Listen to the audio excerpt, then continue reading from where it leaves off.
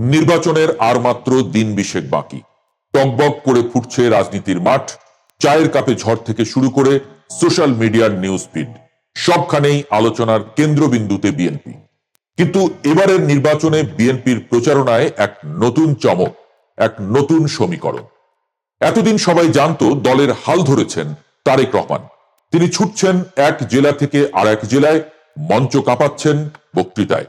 কিন্তু ক্যামেরাগুলো কি শুধুই তারেক রহমানকে খুঁজছে? না, ক্যামেরার লেন্স এখন আরেকটা মুখের দিকেও ফোকাস করছে। তিনি জাইমা রহমান, তারেক রহমানের মেয়ে। বাবার ছায়া সঙ্গী, নাকি তিনি নিজেই নতুন এক ছায়া? রাজনীতির মাঠে সচরাচর এমন দৃশ্য দেখা যায় না।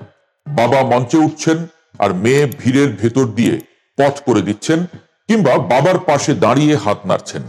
জাইমা রহমান যেন বাবার ছায়া সঙ্গী হয়ে উঠেছেন। কখনো বাবার গাড়ির বহরে, আবার কখনো বাবাকে ছাড়াই একা তাকে দেখা যাচ্ছে নির্বাচনী প্রচারণায়।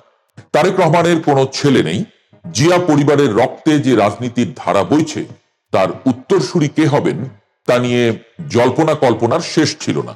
বিশেষ করে আরাফাত রহমান কোকোর মৃত্যুর পর এবং তারেক রহমানের একমাত্র সন্তান মেয়ে হওয়ায় অনেকেই ভেবেছিলেন জিয়া পরিবারের পুরুষতান্ত্রিক নেতৃত্বের ধারায় হয়তো একটা ছেদ পড়বে। কিন্তু জাইমা রহমান মাঠে নেমে যেন সেই সব জল্পনায় জল ঢেলে দিয়েছেন। তিনি বুঝিয়ে দিচ্ছেন, বাবার কাজ করার জন্য ছেলের দরকার হয় না, যোগ্য মেয়েই যথেষ্ট। বাবার পাশে দাঁড়িয়ে তিনি যেন সেই শূন্যস্থান পূরণ করছেন, যা হয়তো একটা ছেলে থাকলে তাই করত। কোন কোন ক্ষেত্রে ছেলের চেয়েও বেশি দায়িত্বশীল ভূমিকায় দেখা যাচ্ছে তাকে। স্মার্টনেস আর আবেগের মিশেল, তরুণদের নতুন ক্র্যাশ। জাইমা রহমানের উপস্থিতি নির্বাচনী মাঠে এক ভিন্ন মাত্রা যোগ করেছে। তিনি বিদেশে পড়াশোনা করেছেন, ব্যারিস্টারি পাশ করেছেন। তার চলন বলন, কথাবার্তায় সেই আন্তর্জাতিক মানের ছাপ স্পষ্ট।